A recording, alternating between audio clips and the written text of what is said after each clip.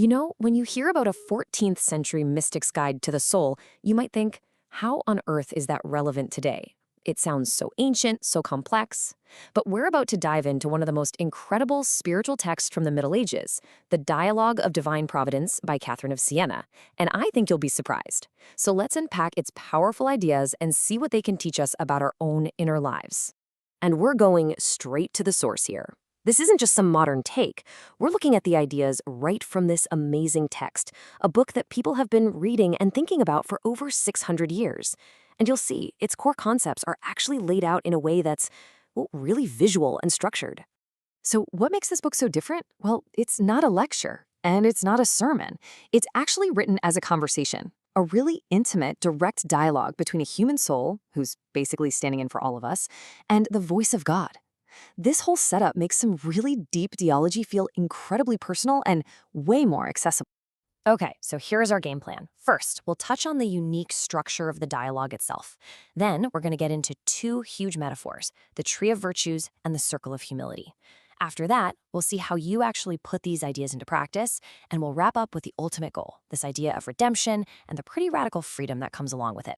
First up, the Tree of Virtues. Now, Catherine of Siena doesn't see things like patience or kindness as just separate skills you go out and collect. Nope. She sees them as part of a living, breathing system, kind of like a tree that absolutely needs the right soil and strong roots to ever grow and produce any fruit. The text itself introduces this amazing image to set the whole thing up.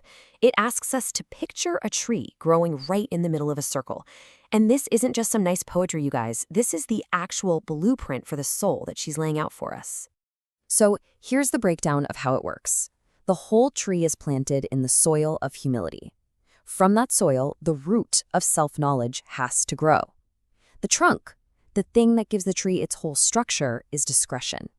And then finally, the branches can bear the fruit of charity, which is just love for other people. See how that works? Every single part is essential, and it completely depends on the one that came before it. Let's zoom in on that trunk for a second. Besonnenheit, or discretion. Now, this isn't just about being cautious or quiet. For Catherine, it's this deep sense of clarity, the ability to see yourself and the world with total honesty. You can almost think of it as a kind of spiritual emotional intelligence that guides every other virtue. It's the central pillar holding the entire thing up. Okay, so if the tree grows in the soil of humility, what is that soil exactly? Well, this brings us to our second huge metaphor, the circle of humility. And this is where we get into a really fascinating paradox about self-awareness. This circle is defined by knowledge, specifically knowledge of yourself and knowledge of God. It's this beautiful idea that the more you understand your own flaws and your own nature, the more you can actually understand the divine. They're totally linked. And this creates this incredible feedback loop. Real self-knowledge leads to humility. But then, that humility makes you even more open to seeing yourself clearly, which leads to, you guessed it, deeper self-knowledge. It's this virtuous cycle that just keeps going, where growth is constant. It's almost like a 14th century way of saying that true confidence comes from really knowing your own weaknesses. But, and this is a big but, the text gives a huge warning here. There's true humility, which is rooted in love, and then there's a fake version. This indiscreet humility is really just pride wearing a costume. It's all about making a big show of external acts without any real inner truth. It's a tree with no roots. You know, it's basically what we might call virtue signaling today. All right, so we have these powerful metaphors. The tree, the circle. But how does any of this translate into real life? What do you actually do? That's where this idea of instruments of penance comes in. It's all about how you put these virtues into practice. Good works, prayer, self-discipline. The text just calls all these things instruments. They're tools. They are not the goal itself. The only thing that gives them any value is the motivation behind them, that inner state of love. I mean, this is a radical focus on your intent. An action done without love is completely meaningless. And it's discretion, that clear-eyed wisdom that helps you know which tool to use and when. So all of this is building to the theological climax of the whole book. Why even bother with all this work of cultivating virtues? Well, it all comes down to the idea of redemption and the unbelievable gift of free will that comes right after it.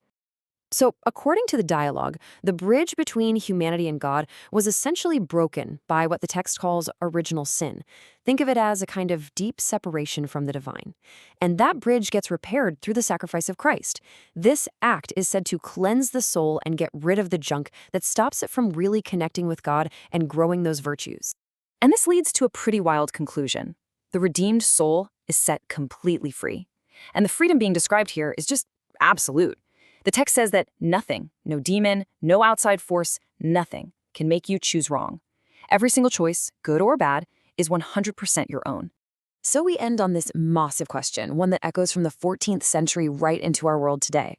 If Catherine of Siena is right, if we really possess a freedom so total that every moral choice is entirely on us, what do we do with that gift? It's a thought that is as liberating as it is, well, pretty challenging.